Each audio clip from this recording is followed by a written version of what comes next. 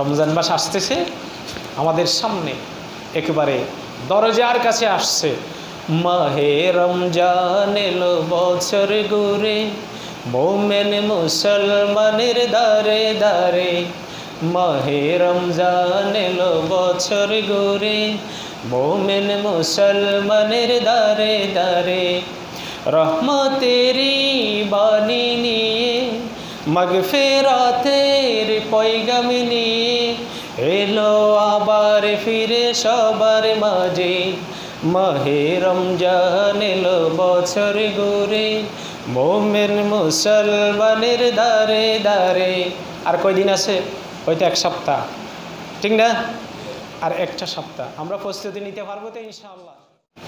পবিত্র একটি মাস রমজানুল মুবারক দান করেছে বলে আলহামদুলিল্লাহ।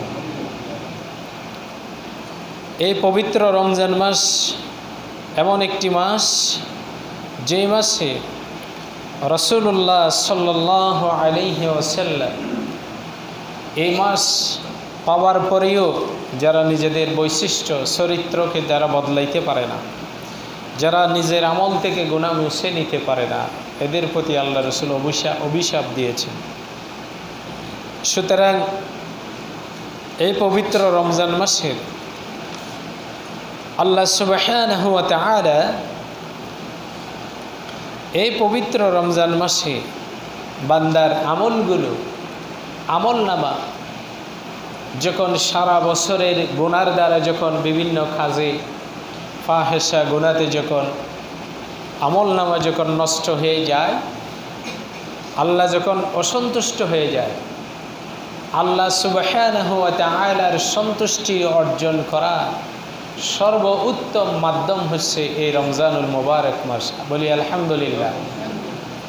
তো এই রমজান মাসের প্রস্তুতি এবং এই রমজান মাস যেহেতু আমাদের সামনে, একেবারে এই মাসের ফজিলত এবং গুরুত্ব দিতে গিয়ে আল্লাহ রাসূল সাল্লাল্লাহু আলাইহি ওয়াসাল্লাম আমাদের সামনে স্বয়ং আল্লাহ রাব্বুল আলামিন হাদিসে কুদসির ভিতরে আল্লাহ সুবহানাহু ওয়া তাআলা বলতেছে, কুল্লু আমালিন ইবনে আদম লাহু ইল্লা সিয়াম ফাইন্নাহু লি ওয়া আনা আজজি বিহি والصيام جنة وإذا كان يوم صوم أحدكم فلا يرفث ولا يسخب فإن سبه أحد أو قتله فليقل إني امرؤ صائم।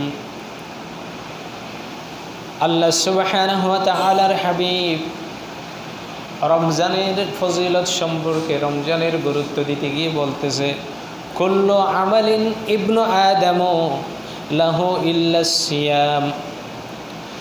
আদম সন্তান তার প্রতিটি আমলের নেকি জাযা, প্রতিটি আমলের যে পুরস্কার সেটা আল্লাহর পক্ষ থেকে দেওয়া হয়। কিছু আমল আছে ফেরেশতাদের মাধ্যমে দেওয়া, কিছু আমল আছে আল্লাহ সুবহানাহু ওয়া তাআলা অদৃশ্যভাবে দেয়, আর কিছু আমল আছে আল্লাহ সুবহানাহু ওয়া তাআলা বিভিন্ন মাধ্যম দিয়ে তার বান্দার কাছে পেশ করে।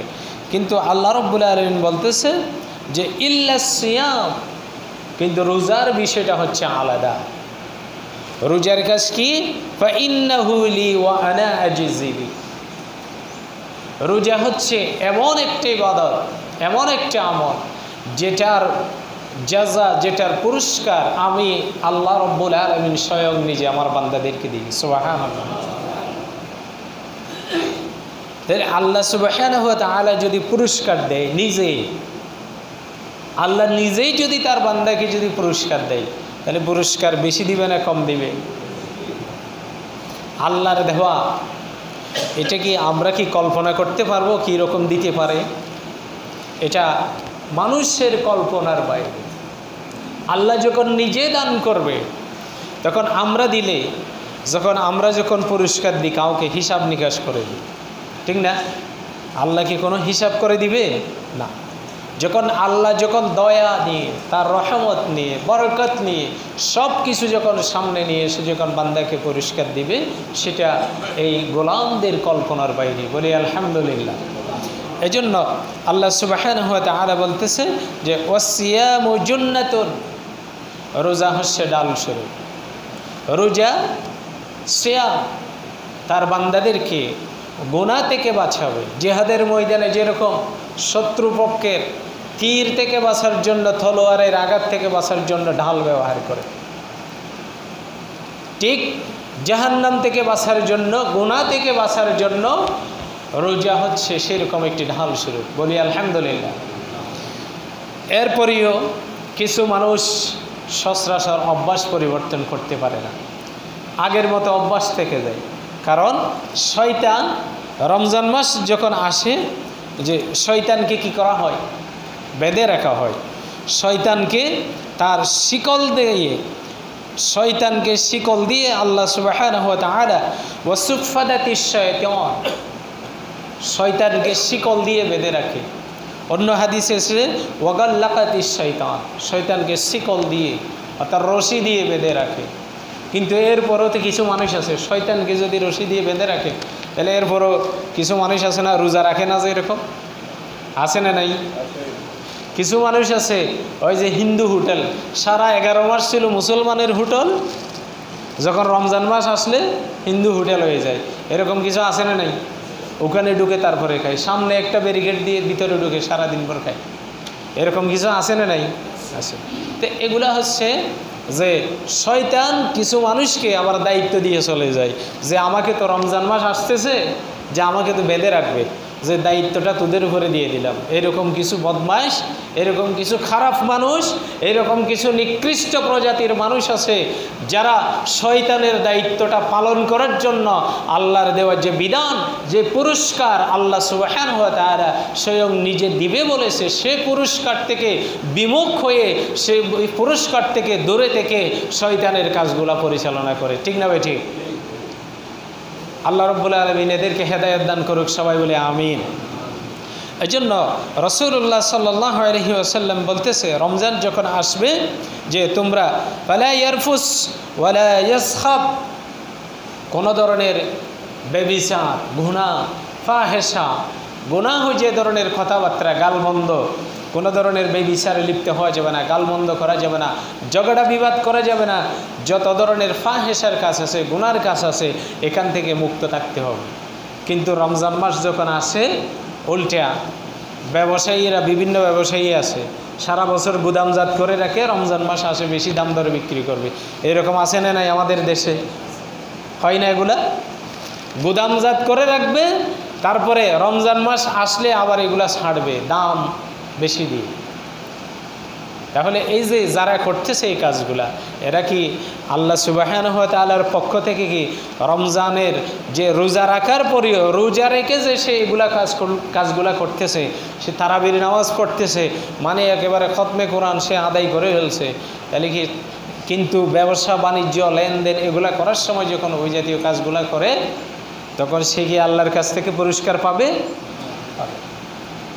তা আমাদের ভিতরে এরকম কিছু লোক আছে, অর্থাৎ আমাদের ভিতর বলতে আমাদের দেশে এরকম কিছু ব্যবসায়ী আছে, বিভিন্ন ধরনের ব্যক্তি আছে এরকম।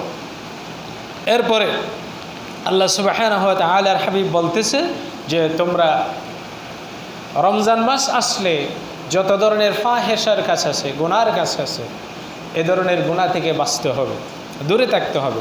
এবং কেউ যদি ঝগড়া যদি করতেও চায়, যে ফাইন্নাহু সাব্বাহু আহাদুন, কেউ যদি আপনার সাথে ঝগড়া করতে চায়, কেউ যদি আপনাকে যদি আক্রমণ করতে চায়, তখন তাকে কি বলবে? ক্বালা রাসূলুল্লাহ সাল্লাল্লাহু আলাইহি ওয়াসাল্লাম, আল্লাহ রাসূল আদেশ করতেছে যে ইন্নী ইমরুউন সাইমুন, আমি আল্লাহর আদেশে রোজা রেখেছি, সুতরাং তুমি আমাকে গালমন্দ করো না, আমার সাথে ঝগড়া করো না, তুমি আমার সাথে এই ধরনের খারাপ আচরণ করতে পারো না, এটা তার সামনে উপস্থাপন করতে হবে। এই জন্য রাসূলুল্লাহ সাল্লাল্লাহু আলাইহি ওয়াসাল্লাম বলতেছে, এই হাদিসের ভিতরে আল্লাহ রাসূল বলতেছে, ওয়াল্লাযী নাফসু মুহাম্মাদিন বিয়াদিহি, যে সত্তার, যে আল্লাহ রব্বুল আলামিনের হাতে আমার প্রাণ, আমি মুহাম্মদের যে প্রাণ যে রব্বুল আলামিনের হাতে, সে রব্বুল আলামিনের শপথ করে রাসূলুল্লাহ সাল্লাল্লাহু আলাইহি ওয়াসাল্লাম বলতেছে, লা খুলুফু ফামিস সাইমি আতিয়াবু ইনদাল্লাহি মিনার রিহিল মিস্ক। রোজাদারের মুখ থেকে, রোজা রাখার কারণে, সারাদিন পানাহার থেকে বিরত থাকার কারণে মুখ থেকে যে গন্ধ আসে, ওই গন্ধটা আল্লাহ রব্বুল আলামিনের কাছে মিস্ক আম্বরের চাইতে বেশি সুগন্ধিযুক্ত। আলহামদুলিল্লাহ। তাহলে মিস্ক আম্বরের সুগন্ধি কি আমরা কি দেখছি? পাইছেন? দুনিয়াতে কি আছে? কথা বলেন না। মিস্ক আম্বরের সুগন্ধি কি আছে? এটা থাকবে কোথায়? জান্নাতের একটা নিয়ামতের ভিতরে একটা নিয়ামত। আর সেই নিয়ামতের চাইতেও আল্লাহর কাছে বেশি প্রিয় হবে রোজাদারের ওই মুখের গন্ধটা। বলি আলহামদুলিল্লাহ। তাহলে কত বড় কথা এটা, কত বড় কথা। অথচ আমরা এটাকে কিন্তু গুরুত্ব দিই না। এই জন্য আল্লাহ সুবহানাহু ওয়া তাআলার হাবিব বলতেছে যে লিসাইমি ফারহাতান, রোজাদারের জন্য দুইটি বিষয়, দুইটি সময় খুবই খুশির সময়। একটি হচ্ছে ইদা আফতারা ফারিহা, একটি হচ্ছে বান্দা যখন ইফতার করবে, ইফতারের পূর্ব মুহূর্তে, ইফতারের পূর্ব মুহূর্তের সময়টা বান্দা একটু পরে ইফতার করবে, অথচ সময় এখনো হয় নাই, সময়ের দিকে তাকিয়ে থাকে, আর কয় মিনিট আছে, কয় মিনিট আছে, এভাবে আমরা থাকাই না। সময়ের জন্য অপেক্ষা করে, খাবার সামনে সব প্রস্তুত, এরপরেও সময় হচ্ছে না, সময়ের দিকে তাকিয়ে থাকে। ভয় কার? একটু আওয়াজ দিয়ে বলি না, কার ভয়? আল্লাহর ভয়। আল্লাহ সুবহানাহু ওয়া তাআলা বলতেছে, বান্দা যখন তার এই মনের ভিতরে, অন্তরের ভিতরে এই ভয় নিয়ে যখন যে ইফতারের সময় হওয়ার জন্য যখন অপেক্ষা করতে থাকে, ওই সময়টা যখন সময় হয়, আল্লাহ সুবহানাহু ওয়া তাআলা বান্দার উপরে খুশি হয়। আর বান্দাও ইফতার করার সময় আল্লাহ সুবহানাহু ওয়া তাআলার নিকট থেকে পুরস্কারের আশায় বেশি খুশি হয়, সন্তুষ্ট হয়। বলি আলহামদুলিল্লাহ। আরেকটা কি, ওয়াইদা লাকিয়া রাব্বুহু ফারিহা বিসাওমিহি, আরেকটা খুশির সময় হবে কিয়ামতের ময়দানে, যে রব্বুল আলামিনকে সন্তুষ্ট করার জন্য, খুশি করার জন্য সারাদিন রোজা রেখেছে, রাতের বেলায় কিয়ামুল লাইল পালন করেছে, তাসবিহ তাহলিল করেছে, জিকির আজকার করেছে, ওই গোলাম যখন কিয়ামতের মাঠে আল্লাহর সামনে উপস্থিত হবে, লাকিয়া রাব্বাহু, তার রবের নিকট, সে আল্লাহ সুবহানাহু ওয়া তাআলা তার বান্দাকে যখন দুনিয়াতে রোজা রাখার কারণে, তাসবিহ তাহলিল, কিয়ামুল লাইল, তাহাজ্জুদের কারণে যখন আল্লাহ সুবহানাহু ওয়া তাআলা যে ওয়াদা করেছিল রোজা আমার জন্য রাখে, আমি সেটার পুরস্কার নিজে দেব, আল্লাহ যখন পুরস্কার যখন নিজে দিবে, ওই সময় বান্দার কাছে, ওই সময়টা বান্দার কাছে এমন খুশি হবে যে খুশি বান্দা আর জীবনেও কখনো পাবে না। বলি আলহামদুলিল্লাহ। এই সময়টা এমন খুশি হবে, এমন খুশির সময় যখন আল্লাহ পুরস্কারটা দান করবে, তখন বান্দা আল্লাহ সুবহানাহু ওয়া তাআলার নিকট থেকে খুশি পাওয়ার পরে এমন খুশি হবে যে খুশি সেই জীবনে আর কখনো পায়নি। এজন্য আমি আজকের এই জুমার আলোচনার বিষয়ের ভিতরে আমি অনুরোধ করব, আল্লাহ সুবহানাহু ওয়া তাআলা রমজানের ফজিলত দিয়ে, রমজানের গুরুত্ব দিয়ে, রমজান মাসটা এত যে মর্যাদাপূর্ণ, এত বড় যে ফজিলতের মাস, আল্লাহ সুবহানাহু ওয়া তাআলার হাবিব অন্য হাদিসের ভিতরে বলতেছে, আতাকুম রমাদান, রমজান আসতেছে। কে বলেছে?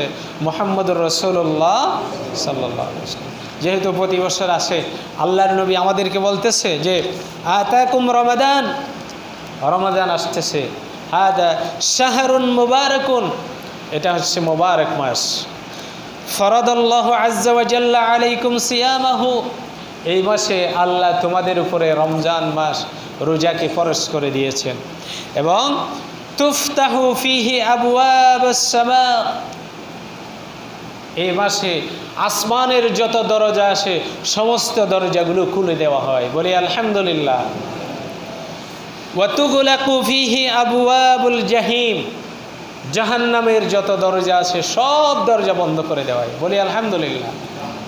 তাহলে রমজান মাসে আসমানের দরজাগুলো খুলে দেয়, জান্নাতের দরজাগুলো খুলে দেয়, আল্লাহ রহমতের দরজাগুলো খুলে দেয়, মাগফিরাতের দরজাগুলো খুলে দেয়, বরকতের যত দরজা আছে সব খুলে দেয় এবং জাহান্নামের দরজাগুলো বন্ধ করে দেয়। তাহলে যে মাসে জাহান্নামের দরজা বন্ধ করে দেয় সেই মাস হচ্ছে পবিত্র রমজান মাস, যেটা আমাদের সামনে আসতেছে। এবং এই মাসে কি আল্লাহর নবী বলতেছে যে ফিহি লাইলাতুন খায়রুম মিন আলফি শাহর, এই মাসে এমন একটি মাস আছে, এমন একটি রাত আছে যে মাস হাজার মাসের চাইতে উত্তম। বলি আলহামদুলিল্লাহ।